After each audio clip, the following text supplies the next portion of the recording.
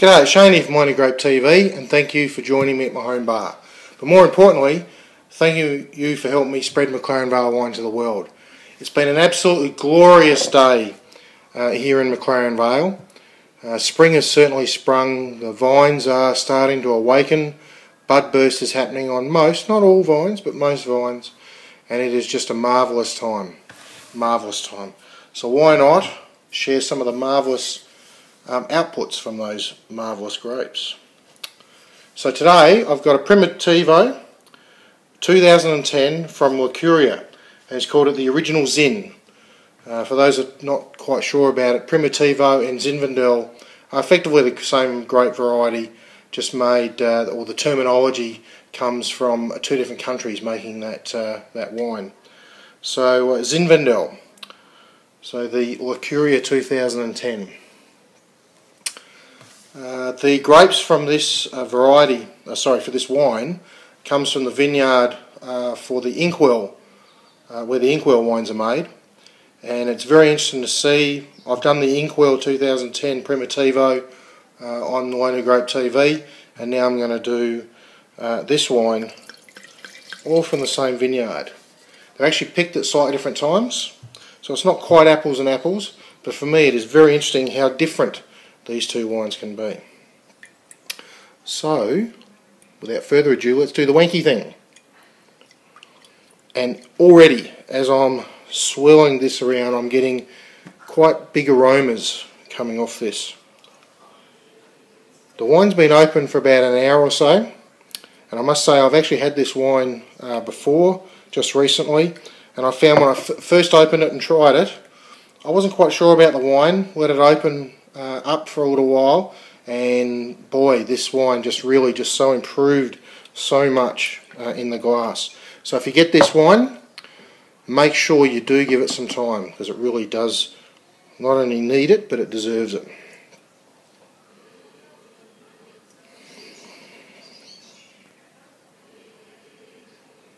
So I'm getting cherries here, at the cherry end of the spectrum, so it's at the early end of the ripening spectrum. Cherries, and more cherries. Maybe just a fraction of amount of plum, and I'm not getting any big amount of oak coming through in this one. So it's a very fruit-driven one, at least on the nose. That is quite pleasant, quite pleasant. Well, let's keep going.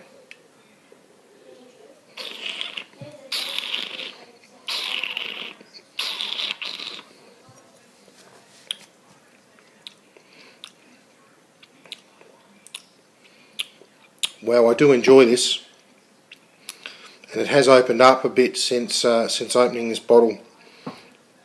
So exactly the same as on the aromas, at least the front of the palate, it's all about the cherries. Cherries, cherries, cherries. Magnificent. But as the wine is going through the mouth and through to the back of the palate, I actually get through some interesting layers of tannin. I suspect some tannin from the grape skins and the grape pips, and then some tannin from the oak. Again, I suspect older oak has been used in this to look after the wine, and there is definitely layers of flavour here. That's just magnificent. And interestingly enough, on this wine, there's a bit of chocolate right at the end of the palate, and I'm still, from even tasting that just then, I'm still getting a bit of that cherry and chocolate coming through, and extremely, extremely pleasant. So much so I've got to have some more.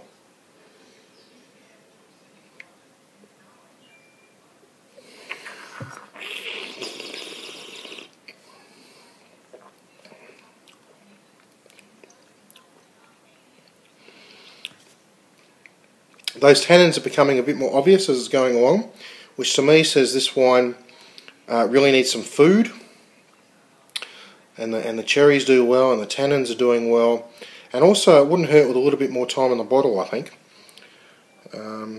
But the Original Zin has been given kudos from a lot of places. and there's not that much produced, not that much left either, and I think it's a good buy. Now, it's being sold for about $21 a bottle, and I personally think that's a steal. So yeah, if you get a chance, check out Curio. I actually think the Curio wines are all good. Adam Hooper, good on your hoops, does a great job, and really interested in these alternative varieties, including the Primotivo. So, Curio Primotivo, from a glorious vintage in 2010, from a glorious sunshiny day at the start of spring here in McLaren Vale. So that's all we have time for Lonely Grape TV for you today. Hope you've had a great time. I certainly have sharing this with you, and we'll see you next time. Thanks, bye.